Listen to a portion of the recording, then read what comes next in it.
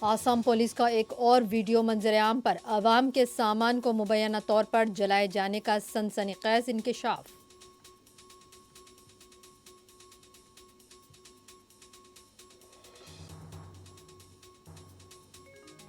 ہندوستان عالمی فلاح و بہبود کی مثبت سوچ کے ساتھ کوڈ میں کام کرے گا، کوڈ اجلاس سے وزیر اعظم کا خطاب۔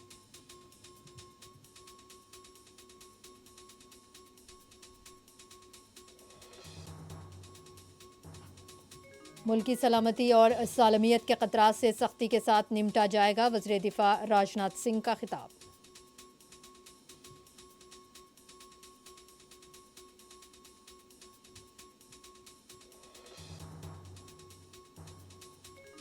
دہلی کی روہنی عدالت میں پیش آئے واقعے پر ججز کا بھی اظہار تشویش، سیکیورٹی کو لے کر خدشات، سی بی آئی ٹیم بھی پہنچی عدالت۔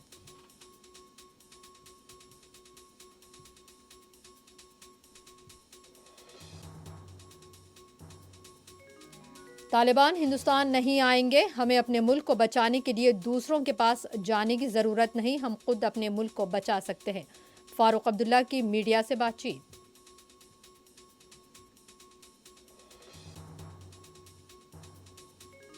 زرعی قوانین کے خلاف 27 ستمبر کو اعلان کیے گئے بند کو ٹرانسپورٹ تنظیموں کی تائید، ایمرجنسی طبی خدمات کو استثناء۔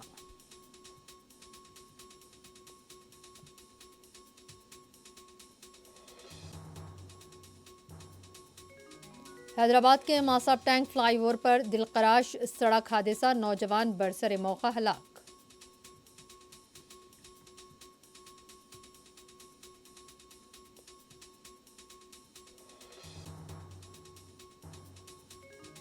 اور ایران جوہری مذاکرات کی میز پر واپس آنا چاہتا ہے، وزیر خارجہ نے دیا ہے اشارہ۔